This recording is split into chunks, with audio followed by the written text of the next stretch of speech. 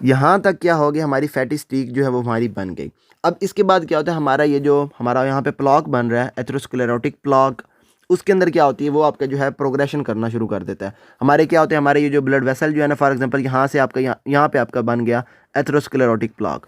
अब साइडों से क्या होगी, हमारी जो ब्लड वेसल है ना, ये हमारी ऊपर की तरफ इसको ना कवर करना शुरू कर देगी। हमारे स्मूथ मसल सेल्स जो हैं वो आपके साइडों पे आना शुरू हो जाएंगे और आपका एथेरोस्क्लेरोटिक प्लॉक जो है उसको वो कवर कर देंगे। तो इसको हम क्या कहेंगे, हमारा स्मूथ मसल सेल्स जो हैं वो आपके ऊपर की तरफ आके उन्होंने आके कैप बना दी उसकी, और इन्होंने क्या कर दिया, अब हमारा एथेरोस्क्लेरोटिक प्लॉक जो है उसको पूरा के पूरा कर दिया। अब इसके साथ साथ क्या होता है, यहाँ पे हमारी कैल्शियम वहाँ पे पड़ी होती है, कैल्शियम आपके अंदर जाती है, तो वो आपके क्या कर देती है, यहाँ पे कैल्सिफिकेशन कर देती है।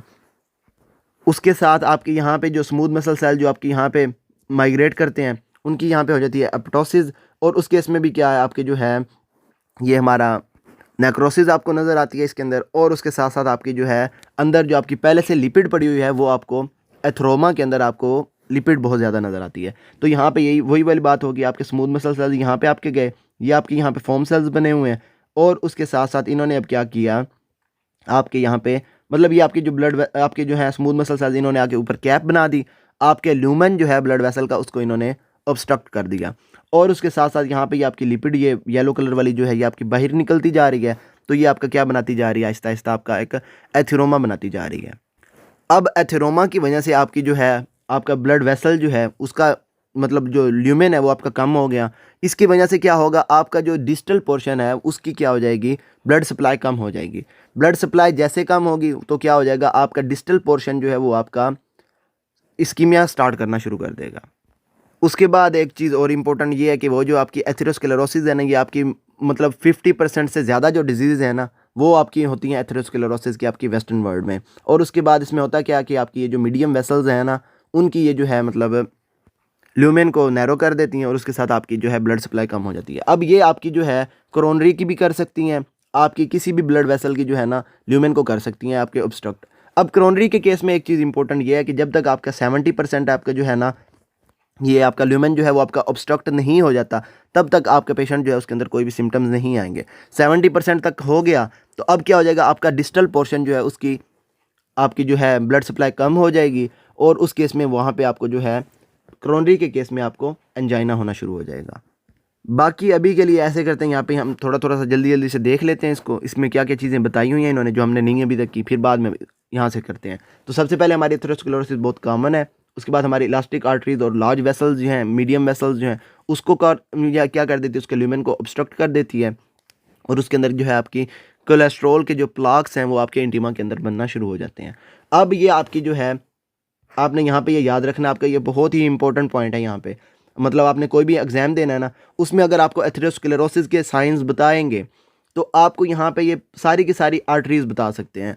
आपने मतलब सबसे अच्छी क्लिक करनी है तो उसके लिए आपने याद रखना है, अगर आपका एब्डोमिनल एओर्टा पड़ा हुआ है तो आपने आंखें बंद करके बाकियों को नहीं छेड़ना, आपने एब्डोमिनल एओर्टा को क्लिक कर देना है, क्योंकि आपकी एथेरोस्क्लेरोसिस जो है वो आपकी सबसे ज़्यादा होती है एब्डोमिनल एओर्टा में।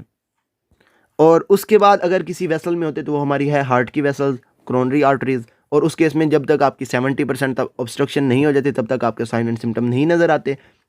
फिर आपकी लोअर एक्सट्रीमिटीज़ जो है उसमें हमारी पोप्लिटियल आर्टरी जो है उसको ये ऑब्स्ट्रक्ट कर देती है, और उस केस में क्या है आपके जो मतलब आपका जो पेशेंट होगा उसका जो है डिस्टल पोर्शन की इस्कीमिया होना शुरू हो जाएगा। उसके अंदर क्या हो जाएगा, उसके जो हैं हमारे लेग्स, वहाँ पे आपको नंबनेस वगैरह इस तरह के कोई सिम्टम्स वगैरह बता देंगे। इसके अंदर कैरोटिड को आपके ऑब्स्ट्रक्ट कर सकते हैं, और कैरोटिड की वजह से आपका जो है फेशियल पैरालिसिस वगैरह इस तरह के सिम्टम्स आपको बता देंगे। बाकी ये सर्कल ऑफ विलिस, और इसके अंदर आपकी जो है हमारी मीडियल सेरिब्रल आर्टरी जो है उसको ही आपकी ऑब्स्ट्रक्ट कर सकती है, वहाँ पे उसकी वजह से आपका जो है आपको ब्रेन की तरफ से आपको जो है ना सिम्टम्स नज़र आएंगे। और इसका निमोनिक क्या है, कॉपी कैट नेम्ड विलिस। ए से एब्डोमिनल एओर्टा, सी से कोरोनरी, पी से पोप्लिटियल, उसके बाद कैट से कैरोटिड, और उसके बाद विलिस।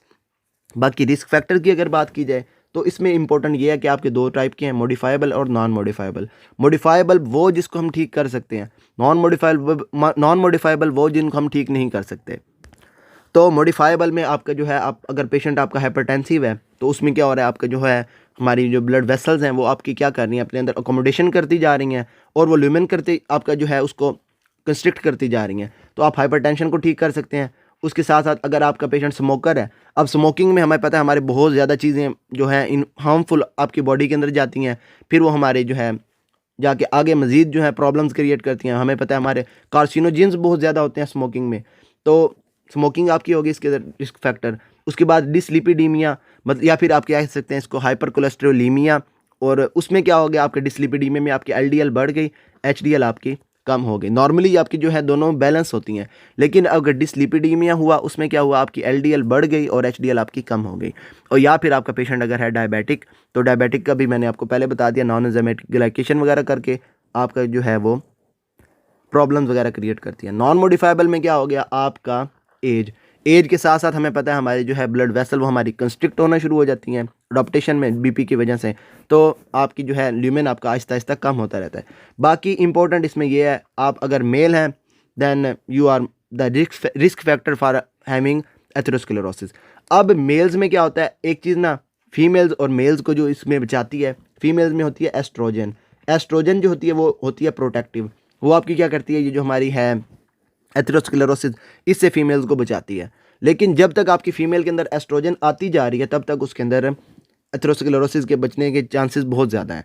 अब होता क्या है, आपकी फ़ीमेल्स जो होती हैं वो हमारी होती हैं मतलब रफली हमारी 40 की एज तक हमारी जो फीमेल है वो आपकी मंथली बेसिस पे आपका जो है oocyte वगैरह रिलीज़ करती हैं, और उसकी वजह से आपके जो है ये हमारे पीरियड्स वगैरह जो फीमेल्स में होती हैं वो स्टार्ट होते हैं। अब क्या हुआ, आपके फीमेल जो है उसने 40 तक आपके ये पीरियड्स उसमें रहे, 40 के बाद उसके अंदर क्या हो गया, मेन्यूपाज हो गया, अब उसके अंदर पीरियड्स वाला सिस्टम ही ख़त्म हो गया।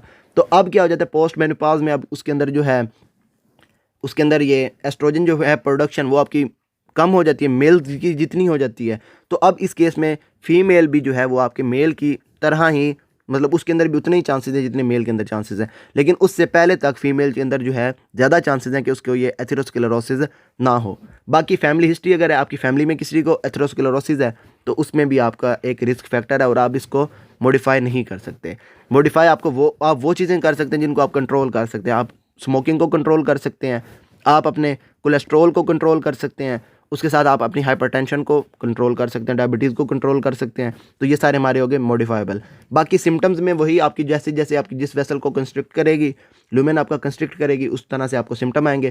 क्रोनरी की वजह से आपको एंजाइना आ गया, जॉज वगैरह की वाली साइड पे आपको इसने कुछ कंस्ट्रिक्ट किया, क्लॉडिकेशन वगैरह के सिम्टम आ गए, या फिर आपका अगर पेशेंट के अंदर एथ्रोमा है लेकिन उसने अभी तक आपके कंस्ट्रिक्ट नहीं किया तो आपको कोई भी सिम्टम्स नज़र नहीं आएंगे।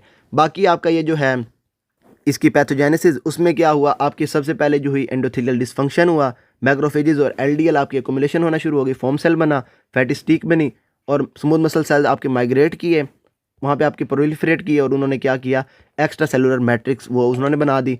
उसके बाद क्या हुआ, हमारा फाइब्रस प्लॉक बना, उसने क्या किया, कैल्शियम वगैरह लिया, फाइब्रस हो गया, और हमारा क्या बन गया, कॉम्प्लेक्स एथीरोमा। और उसके बाद ये इसके अंदर कैल्सिफिकेशन हुई और आपके जो है आपका एथीरोमा जो है वो आपका कैल्सिफाइड हो गया।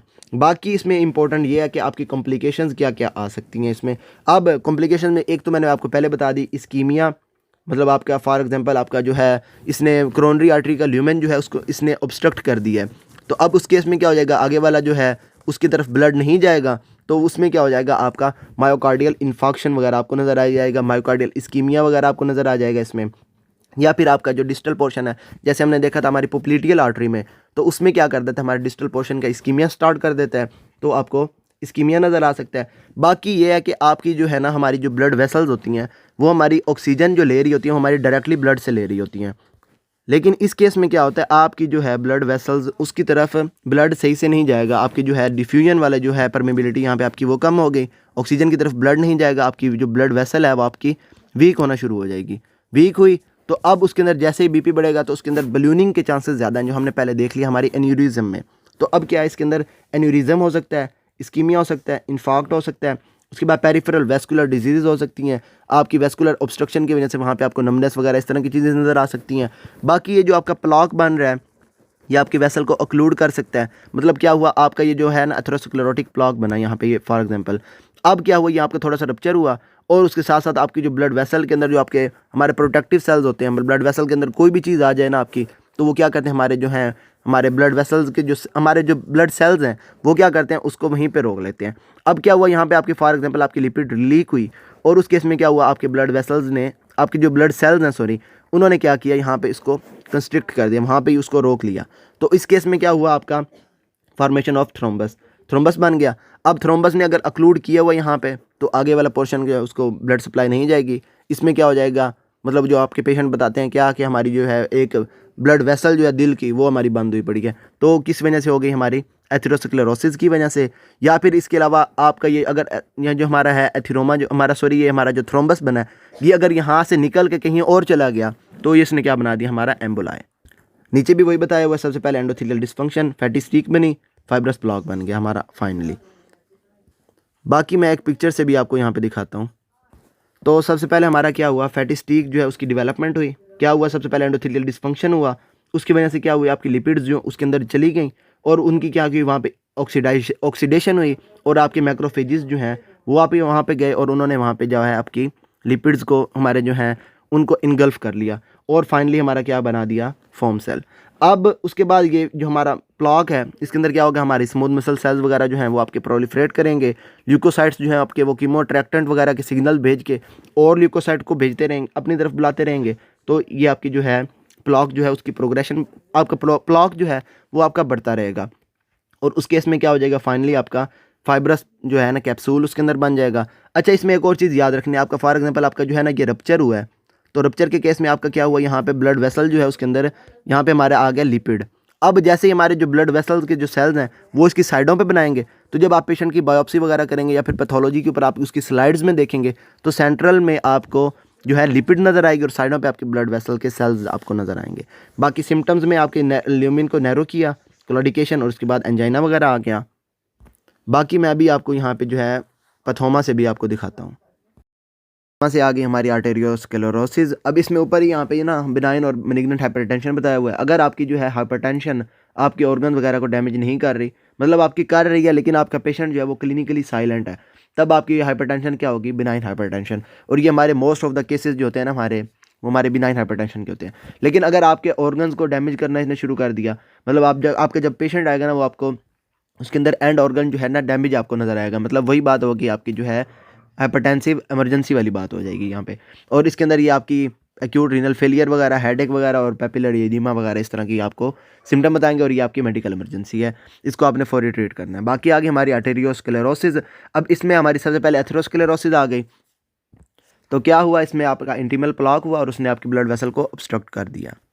अब होना क्या है, आपका ये जो है आपका फॉर एग्जाम्पल एथिरोमा जो है आपका, उसके सेंटर में आपकी हो जाएगी लिपिड्स और उसके बाद साइडों पे उसकी जो है आपकी फाइब्रोमस्कुलर कैप हो जाएगी इसके अंदर। और उसके बाद इसके अंदर क्या होती है, आपकी डिस्ट्रॉफिक कैल्सिफिकेशन भी हो जाती है, मतलब आपका कैल्सिफाइड हो जाता है ये कैल्सिफिकेशन कैल्शियम लेने के बाद। और उसके बाद ये आपकी लार्ज वेसल और मीडियम वेसल को इन्वॉल्व करती है। और उसके बाद आगे हमने देख लिया था हमारी कौन कौन सी आर्टरीज जो हैं किस हिसाब से आपकी जो है आपके वो जो है इनको अफेक्ट करती है। उसके बाद रिस्क फैक्टर में मॉडिफाइबल में आपके वही आ गई, हमारी हाइपरटेंशन आ गई और हमारी हाइपर कोलेस्ट्रोलीमिया, एलडीएल आपकी ज़्यादा हुई होगी, एचडीएल आपकी जो है वो आपकी डिक्रीज़ हो जाएगी।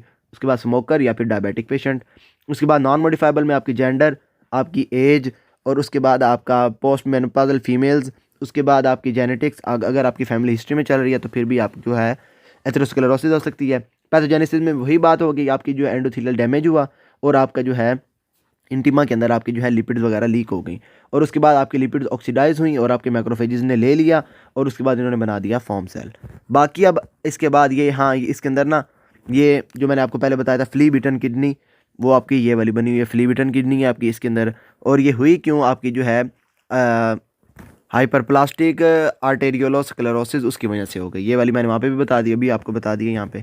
इसके बाद आ गई हमारी इसके अंदर वही हमारा हुआ इन्फ्लेमेशन हुई और हीलिंग हुई और उसके बाद आपका जो एक्स्ट्रा सेलुलर मैट्रिक्स है उसके अंदर आपकी जो है स्मूथ मसल्स उनकी डेपोजिशन होना शुरू हो गई और आपका यहाँ पे कॉम्प्लेक्स प्लॉक बन गया। बाकी मार्फोलॉजिकल चेंजेस में वही बात होगी, आपकी पहले फैटी स्ट्रीक बनेगी और उसके अंदर आपके लिपिड लेडन मैक्रोफेजेस होंगे और उसके बाद आपका जो है एथेरोमा बन जाएगा, एथेरोस्क्लेरोटिक प्लॉक बन जाएगा। कॉम्प्लिकेशन में मैंने आपको सारा बता दिया ये वाला कि आपकी जो है इसने क्या किया, ब्लड जो है फ्लो उसको आपका जो है इम्पेयर किया, कम किया और आपका इस्कीमिया हो गया। पेरिफेरल वेस्कुलर डिजीज, एंजाइना या फिर उसके अलावा इस्कीमिक बाउल डिजीज़, ये वाली आपने वैसे याद रख लेनी है साथ साथ। उसके बाद रप्चर हो सकता है प्लॉक आपका और उसके बाद थ्रोम्बस बन सकता है इसकी वजह से और उसके बाद आपका जो है मायोकार्डियल इन्फाक्शन जो है उसके अंदर पेशेंट के आ सकता है। या फिर अगर आपकी सेरिब्रल आर्टरीज वगैरह को इसने इन्वॉल्व किया तो स्ट्रोक वगैरह आ सकता है आपको इसके अंदर। बाकी प्लॉक जो है ये आपका जो थ्रोम्बस बना है, थ्रोम्बस अब आपका अगर ब्लड वेसल के अंदर चल के आगे जाके इसने कहीं पे अक्लूड कर दिया तो आपका क्या हो जाएगा, एम्बोलाइजेशन। और इसमें क्या हो जाएगा, आपका एथेरोस्क्लेरोटिक एम्बोलाई होगा। मतलब क्या होगा, वही मैंने आपको बता दिया, सेंटर में आपका जो है आपके लिपिड होगा और साइडों पे आपके ब्लड सेल्स होंगे आपके। और इसके क्या हो गया, आपका characterise by cholesterol crystal within the embolus. और उसके बाद क्या हो गया, आपके वीकनिंग हो गई और आपका पेशेंट जो है उसके अंदर एन्यूरिज्म डेवलप हो गया। बाकी लास्ट में आपकी आ गई आर्टेरियोलोस्क्लेरोसिस। इसमें आपकी दो टाइप हो गई, एक हाइलिन हो गई और उसके बाद एक हमारी हाइपरप्लास्टिक होगी। हाइलिन जो है हमारी ये होती है, इसके अंदर पिंक हाइलिन जो है आपको माइक्रोस्कोप के अंदर नजर आएगी और इसके अंदर आपकी प्रोटीन्स लीक होती हैं ब्लड वेसल के अंदर और आपकी वेस्कुलर थिकनिंग हो जाती है। और उसके साथ साथ ये आपकी जो है बिनाइन हाइपरटेंशन या फिर डायबिटीज़ इसकी वजह से होती है। इसके अंदर आपको क्रोनिक रीनल फेलियर और उसके साथ साथ ग्लोमेरुलर स्कारिंग नज़र आएगी। हाइपरप्लास्टिक में क्या हो जाएगा, आपका जो है ओनियन स्किन अपीयरेंस नज़र आएगी और ये आपकी होगी मैलिग्नेंट हाइपरटेंशन की वजह से। बाकी इसके अंदर दोनों के अंदर क्या होना है, आपका जो वेस्कुलर कैलिबर है, आपका जो ल्यूमेन है वो आपका कम होना है और इसकी वजह से आपका पेशेंट जो उसके अंदर आर्टेरियोलोस्क्लेरोसिस की वजह से आपका जो है पेशेंट उसके अंदर सिम्टम्स वगैरह आ रहे होंगे।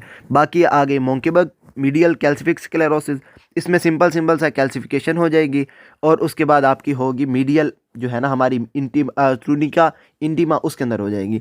और उसके बाद ये क्या होती है, कैल्सिफिकेशन होती है। अब कैल्सिफिकेशन जो है वो उसका कोई लेना देना नहीं हमारी ऑब्स्ट्रक्शन के साथ। मतलब ये क्या कि आपकी ये वाली जो लेयर है ना, ये हमारा अगर ल्यूमेन है तो यहाँ पे ये आपकी जो है ना लेयर आपकी हार्ड हो गई है। अब हार्ड हुई है, हार्ड होने की वजह से इसने ल्यूमेन पे कोई अफेक्ट नहीं किया तो इस वजह से आपकी जो है नॉन ऑब्स्ट्रक्टिव है और उसके बाद पेशेंट आपके क्लिनिकली सिग्निफिकेंट मतलब नहीं है। उसके बाद ये आपके जो है पेशेंट भी होते हैं एसिम्टोमेटिक आते हैं इसके अंदर और ये आपकी होती है इंसिडेंटल फाइंडिंग एक्सरे पे या फिर मेमोग्राफी पे।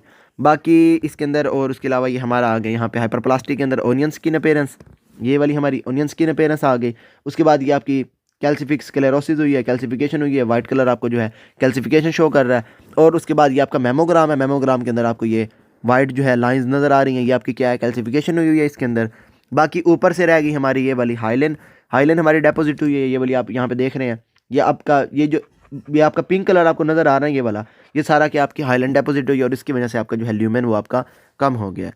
बाकी इस डिजीज़ के अंदर यही था। अगर आपको इसके अंदर कोई भी प्रॉब्लम हो then you can ask me and till then अल्लाह हाफिज़।